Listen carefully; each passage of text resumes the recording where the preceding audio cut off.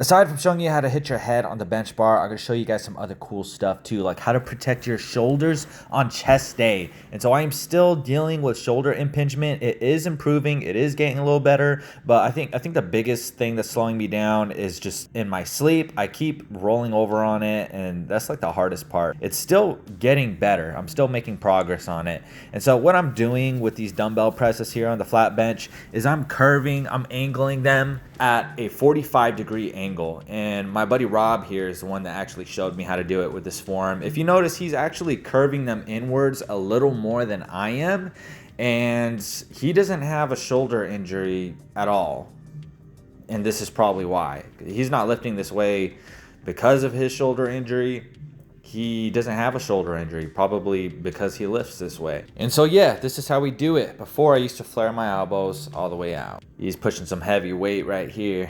I think this was 85 pounds right here. We did like 4 sets, but yeah, this is my form all the time. I never flare my elbows out at all, ever. Now, another thing that makes a difference is how far down you go. I normally like to touch the dumbbells like to my delts, like going really far down, and that's probably also another thing that contributed to my injury. The further down you go, the more stress you're gonna put on your front delts, the more stretch you're gonna get down there, all in that area. And so don't go all the way down if you're trying to alleviate some pressure on your front delts. I know there's people out there that are gonna be like, oh, it doesn't count unless you gotta get the full rep, blah blah blah. Doesn't matter. Your shoulder health is more important.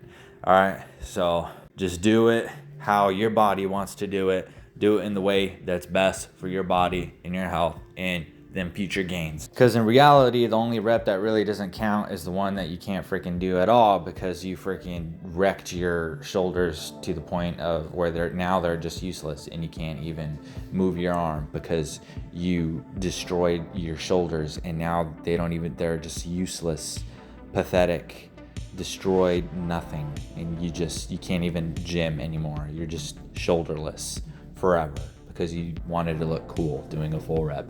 But anyways, aside from that, overhead press is something I will dabble again in eventually, but not today. Okay, but if you feel like you're there, then at least make sure you tweak the handlebars at a 45-degree angle. Make sure it has that setting on it.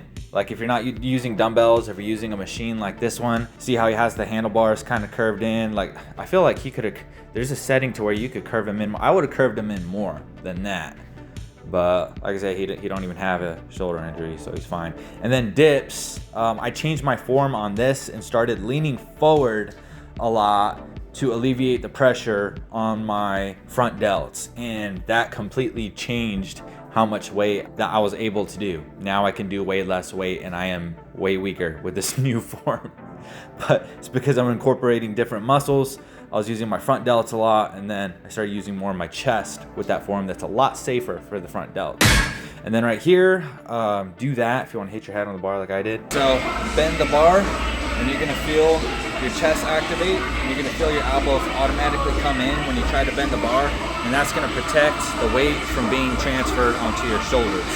And so do it like that. If you have shoulder impingement, you might be able to still hit bench as long as you're using this technique. So if you go all the way down to your chest, that's gonna put more strain on your shoulders too. So if you wanna not go all the way down, just keep it a little bit higher, and that's gonna protect your shoulders. Now here's a little demonstration, flared elbows versus not flared elbows. I did a narrow grip for some reason. I don't know why it's that narrow. You can see what my arms do when they try to bend the bar. My elbows come in and your chest activates, and then you just start going ham. You just start going to town. You just start pressing that shit. You guys are gonna hate me for this one, but I swear this alleviates the pressure on the shoulders when you do this, because it prevents you from going too far back and too much of a stretch. But I also like that it stretches the crap out of the chest, like to the maximum, without going so far back that you're hitting your shoulders more. At least that's how it feels to me. Okay, that's how it feels for me, guys. And I saw this on Instagram. I think it was Hannah Worth was the one doing this, and she made it look way better than I'm making it look right now. But I thought it looked super cool and was messing around, and it took me a while, like 5 attempts at least, before I got the form right. But yeah, I love doing that better than the old school way, which I'm about to try again and give up on again. And that concludes this chest day with being overprotective on the shoulders at the same time. And yeah, if you guys have any questions, comments, let me know. If there's anything you guys want me to make a video on, anything you're curious about, whatever it is, just drop a comment, let me know.